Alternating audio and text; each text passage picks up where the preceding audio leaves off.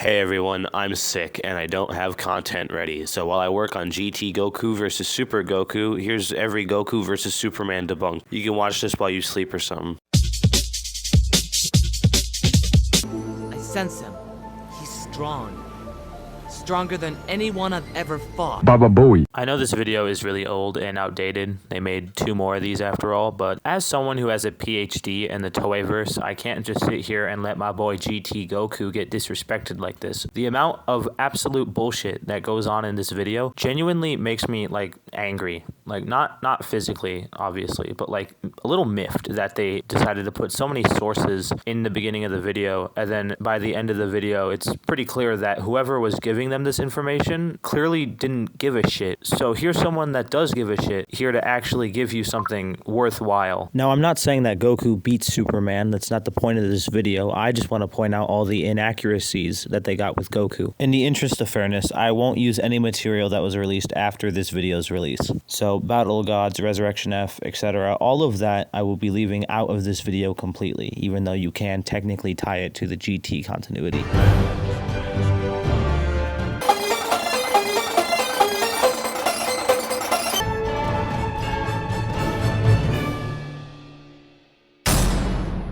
The first thing this video doesn't understand is what a continuity is.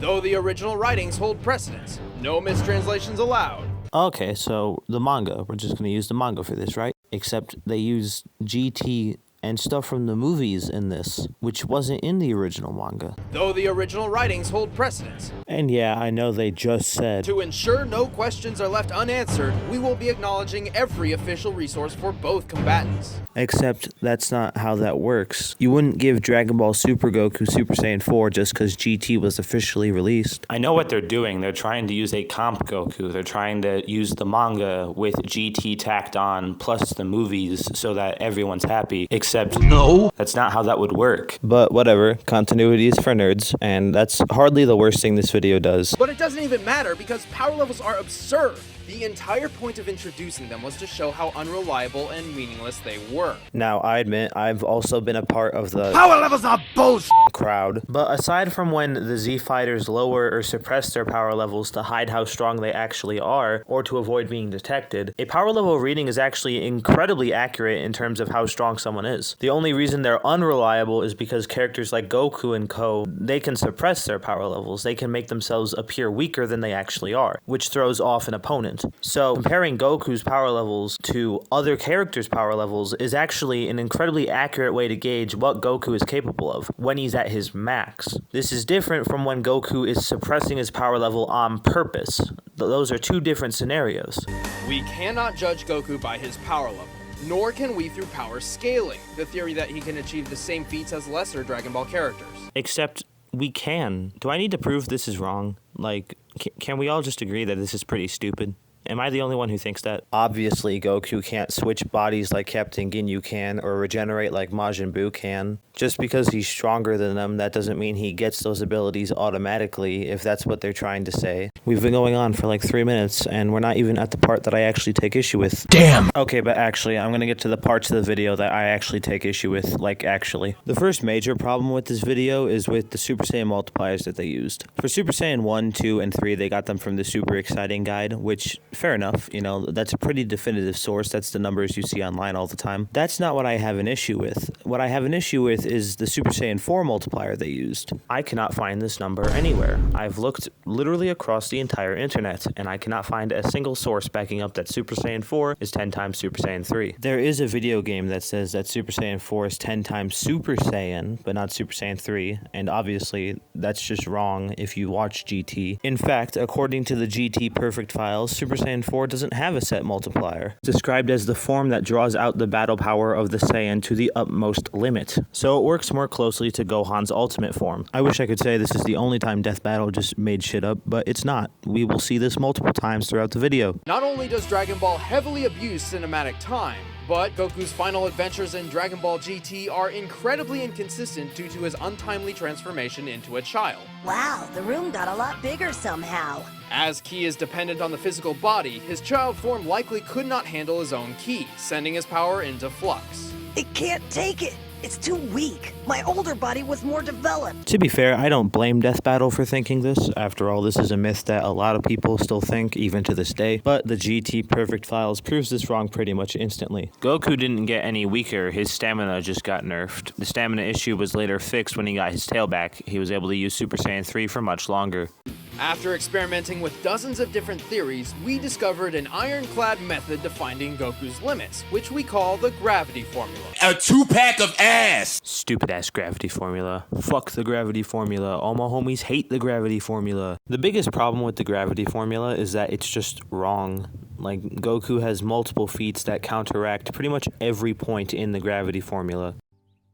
This is worthless. It's less than worthless, my boy. Goku has feats that outpace pretty much every category of the gravity formula, and so let's just run through all of those one by one. Multiplying the 40 tons by the Super Saiyan forms means he can lift up to 160,000 tons in Super Saiyan 4. Now hold on a minute, I think you're missing a part of your stupid ass gravity formula. If they actually were consistent with their methods, this is what the numbers would look like, actually. Not that it matters, because these numbers are completely irrelevant. Goku's pure muscle lifting feats have never actually been that good, admittingly, but if you look at Dragon Ball GT, he lifts half of a city.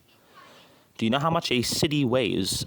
This much, I don't know. He flew across Snake Way Road as fast as possible to save his friends. This is something that will become more apparent as we go on, but they keep using outdated feats for Goku instead of what's actually present in the series. To see how fast his base form is by the end of the series, we run the Snake Way number through the gravity formula to find that his top speed clocks in at over 2.5 billion kilometers per hour, over 2 times the speed of light. Now, hold on just a minute there. What in the Kentucky Fried Fuck is that? You understand that the Super Saiyan multipliers multiply your stats. Why is Super Saiyan half of base form? Once again, here are the numbers if Death Battle was actually trying at all. Meaning Goku would actually be over 238 times the speed of light, which obliterates Superman's speed calc in this, by the way, but whatever. Not that any of these numbers mean anything anyway, because Goku has immeasurable speed based on the Return of Cooler film. In the Return of Cooler film, Goku and Metacooler fight in the transitional realm of instant transmission. In guidebooks, this is described as a space that transcends time. This is an immeasurable speed feat, and you can't even say that it's not canon to GT because we see Cooler in Dragon Ball GT, which means his movies are canon to the GT anime. Plus, as stated earlier, they're using a comp Goku, so this feat would apply regardless. We can determine Goku's durability through this bomb.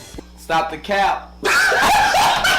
To be fair, I don't have much in the way of Dragon Ball durability feats. Like, they just punch each other and then either they die or they don't. Like, it doesn't really matter. I do know that using a feat from the Cell Saga as opposed to a feat from, like, the Shadow Dragon Saga, that's not how that works. Oh, but my numbers, I need a number. How about you number some bitches? Goku doesn't rely solely on his physical abilities. He amplifies his strength and durability with ki. But even though his ki reserve cannot be measured, we can determine his maximum output. See, his ki attacks do not force him backward unless he allows them to. Even when firing upward at full power, the ground beneath him remains untouched. Therefore, according to physics, his maximum output is at most equal to the amount of force he can withstand. Luckily, we just calculated that with the Zero Bomb. Pretty slick Death Battle, I must admit. However, you forgot the part where Goku blew up an entire dimension. In Dragon Ball GT, Goku destroys Sugoroku space, which is described as an area between dimensions and an area without space and time. He destroys this, in base form, with a single Kamehameha. Goku destroys an entire dimension that is without the concepts of space and time. You can't measure that. That is a significantly higher dimensional feat, and that's not even the worst of it. Otherworld is confirmed to be a higher dimension, which Goku shook in Super Saiyan 3 during the Fusion Reborn film. Garlic Jr. is able to create the Dead Zone, which is described as a hyperspace, which a hyperspace is described as a space of 4 or more dimensions. Dragon Ball has multiple higher dimensional feats in the anime continuity that Death Battle is pulling from, and they ignored all of it. Now, we can keep throwing feats and equations around, but in the end, numbers cannot measure what Goku and Superman are capable of. The only accurate thing said in this video. The difference is at the core of their character. Goku has never been invincible. He has very clear limits and must overcome those limits to solve the problems at hand. That's the whole point. So, what happens when you pit a man with the power to break any limits against another who has no limits in the first place? Well, only one has limits to give at all. That's actually a really beautiful sentiment to end this video on. Wow, if only I had thought of that We already know the smell of the game. You can't beat him. Shut the fuck up, you cunt! back at it again, I guess. Back to the lab again, not again. This video is terrible. The first one wasn't good, but at least they put effort into it. This one, they legitimately just said, Superman wins, get fucked. There's hardly even an analysis portion for me to cover, so I don't even know what my job is here. There is a brief analysis of Superman's abilities later, which we will definitely get to, because pretty much everything they bring up there, Goku can do, and actually better in some cases. Once again, this is not me saying that Goku beats Superman. I have to make that very clear, apparently. I'm just here to say that this video is terrible, and that Goku got done so dirty in this one, which is something I think a lot of people will unarguably agree with. And similar to last time, no information that was released after this video's air date will be considered. Dragon Ball Super was technically airing at this time, however, it had only aired a few episodes, so the feats from that show I will largely not consider in this debunk.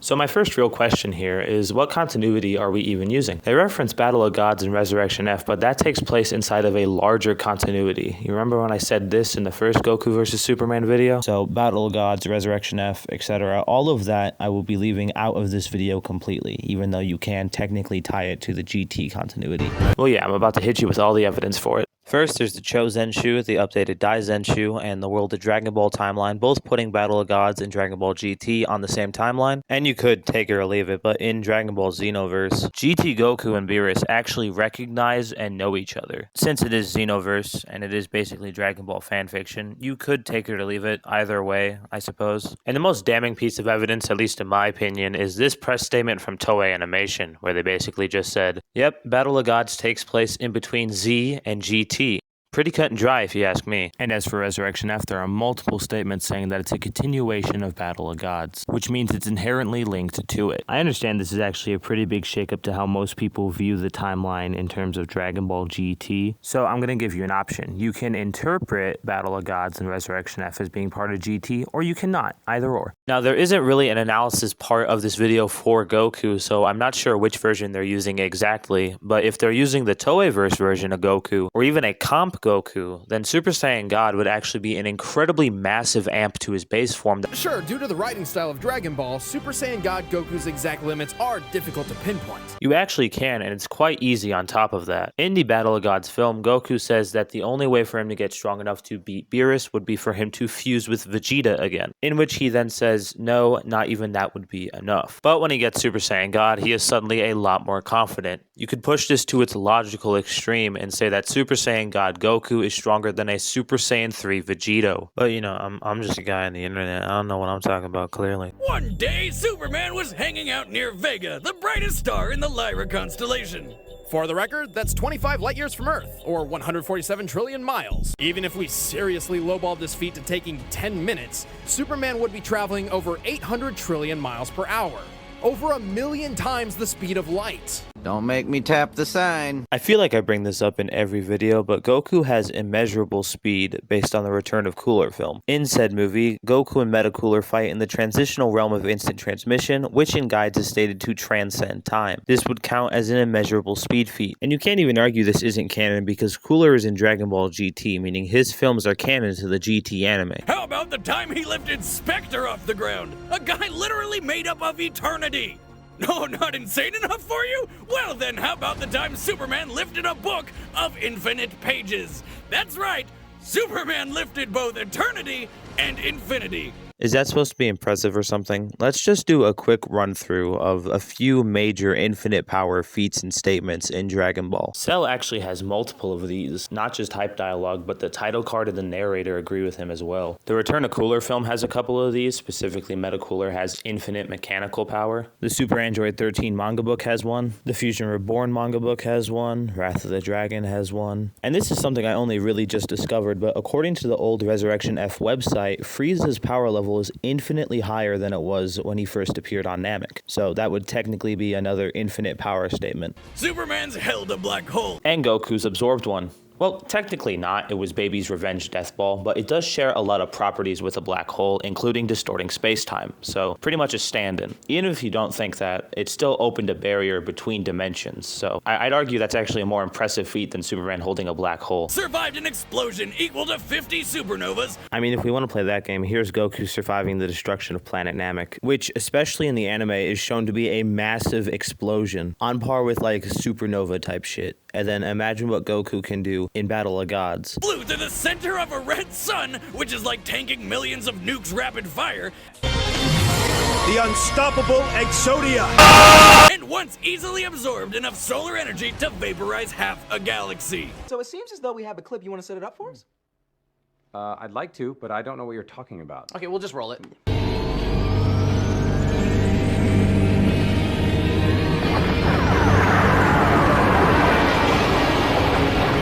Yeah, galaxy level isn't really going to do anything for Superman. But hey, we know some of you out there have some questions, so let's knock them out of the park right now. I know I do. Technically, if Goku could find a way to draw energy across multiverses, his spirit bomb could possibly achieve the kind of limitless power to match Superman. Do you understand what you're saying?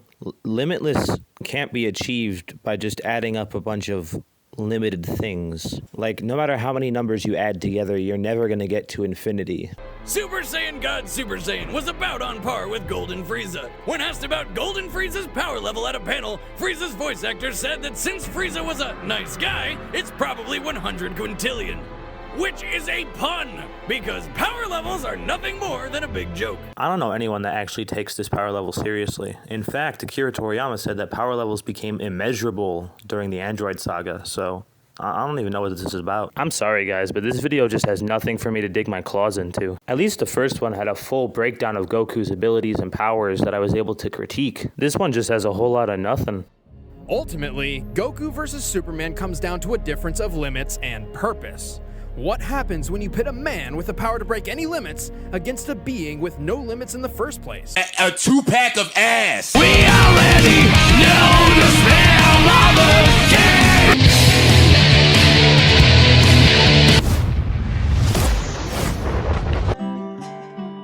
I got a letter. The name on the envelope said Mary. Back with Goku vs. Superman 3 debunked, hell yeah. And here we go for the 100th time! This is actually probably one of my favorite episodes of Death Battle. They did justice to both characters, in my opinion. They definitely could have done a little better. That's the point of this video. I'm going to be pointing out a few of their inaccuracies, but overall, I can't really critique too much with this one. We interrupt this program to bring you... Have you ever wanted to give me money? Oh, sorry, 1 second. Really now? Huh? What's that?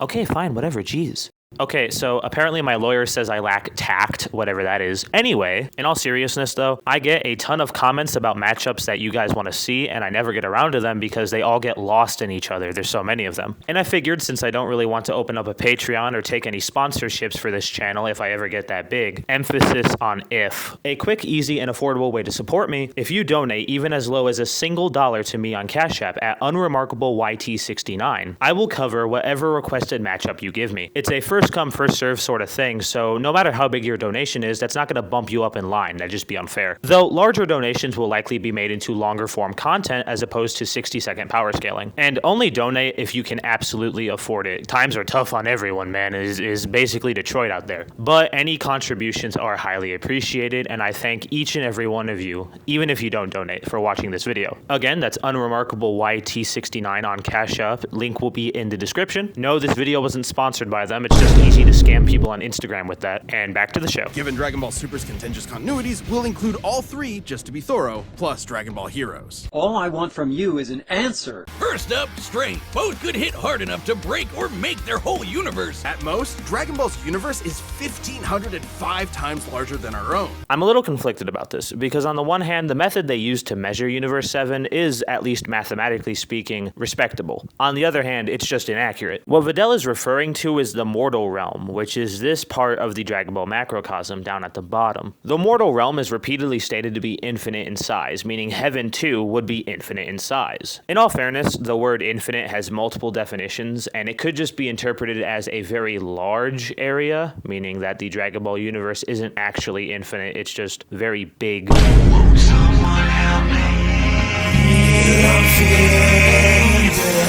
But based on the wording that the Daizenshu provides and how often it's repeated, I'm more inclined to believe it is actually supposed to be taken literally as infinite. Meaning, according to Death Battle's calculation, the Dragon Ball macrocosm isn't 1,505 times larger than our universe. It instead has the volume of 1,505 infinities. Something I don't see a lot of scaling YouTubers bring up in videos like this is that infinite power really only gets you universal plus scaling. So it's not like Goku has omniversal attack potency or anything because of this feat. He literally is just sitting at that multiversal level that most people already put him at. And probably Goku's best feat in Dragon Ball Super, in Ultra Instinct he was able to shake the infinite world of Void. A lot of people try to downplay this feat, but something that people don't take into account is that the world of Void lacks the concepts of space and time. An area without the concepts of space and time would count as an outerversal area, meaning that Goku performs an outerversal feat here. In all fairness, outerversal Goku is a concept that people are only just starting to warm up to a little bit. It's still heavily contested, so you can believe this or not. And Death Battle didn't even bring this one up. I checked all of the black boxes, you little bastards. They didn't bring it up once. To be fair, they also left out a lot of Superman's outerversal scaling, which, in my opinion, when you get to that sort of level where you're comparing who's more outerversal than the other, at that point, like, just call it a tie in terms of strength. There's not really any way you can measure who's stronger. If you wanted to say that Superman has more consistent outerversal scaling and give him the win because of that, then that would be fair, I suppose. But in my opinion, strength would be a tie. There's no way to really measure who's stronger when you get to that sort of level. Based on the DC Universe's officially established age and rate of expansion, it is 1.6 vigintillion times larger, over a novemdecillion times more than Goku's. At some point you reach a number high enough that it just doesn't mean anything anymore. This is another thing that not a lot of people really bring up in scaling arguments, but what I want to point out really quick is that no matter how big a universe is, if it's finite, it will always be smaller than an infinite universe like Dragon Ball has. This isn't me saying that Superman doesn't have infinite power feats, he 100% does, but something that I really want to just point out is that infinite is bigger than any amount of zeros you can tag onto the end of a number. Again, I'm not saying that Superman can't keep up in this department. He has infinite power feats and statements and higher dimensional scaling, but using the size of the DC universe to give Superman the edge in this category is kind of a moot point when the Dragon Ball universe is stated to be infinite in size. If they instead wanted to go into depth on the DC universe and how it's more complex than the Dragon Ball universe, then that would make sense to me, because it is. As someone with a PhD in Dragon Ball cosmology, I can say for certain that the DC universe has a much more complex cosmology comparatively. But none of this really matters because outerversal feats trump any sort of complex multiversal bullshit that the DC universe or the Dragon Ball universe could pull out, and both of them have outerversal feats, so whatever, this doesn't even matter. Why am I talking about this? But strength isn't everything. Let's talk speed. Where's the cocainer? In my nose, Mr. Witter. Quantifiably, Superman is faster, but both are immeasurable.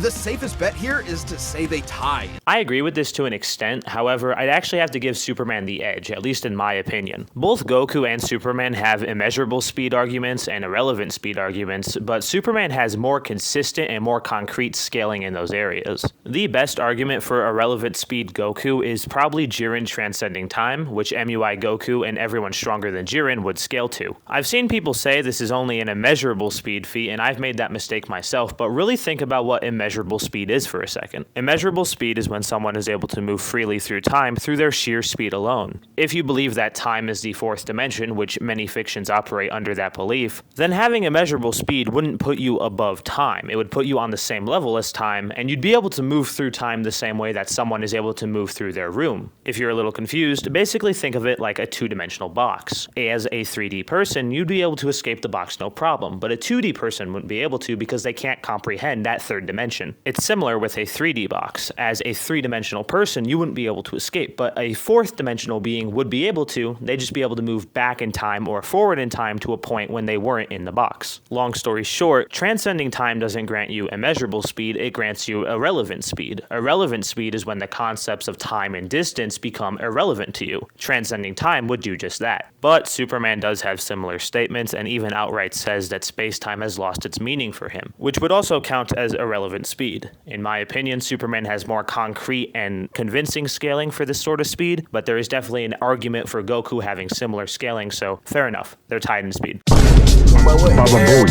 So I was going to debunk the rest of the ending segment, and then I realized I actually agree with everything they said. Though I do think that adding experience as a category was kind of weird. I'm sure there was something better than that, but nah, fair enough. But this video is going to be really short if I just end it here, so we're going to do something new for once on now.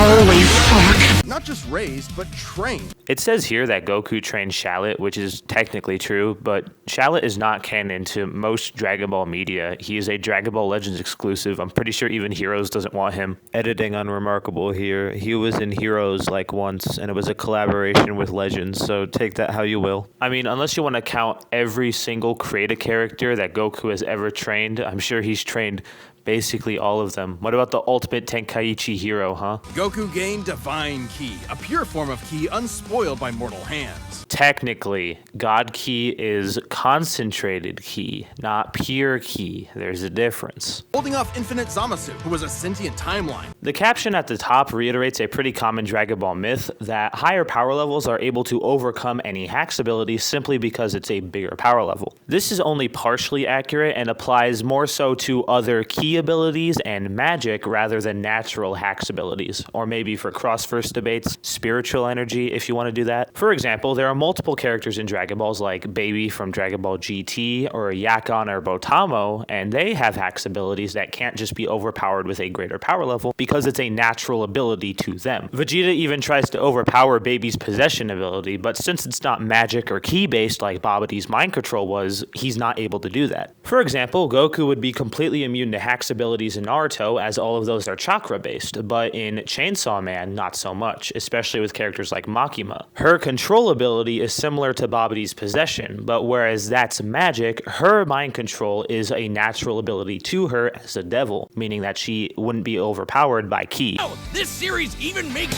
GT cool.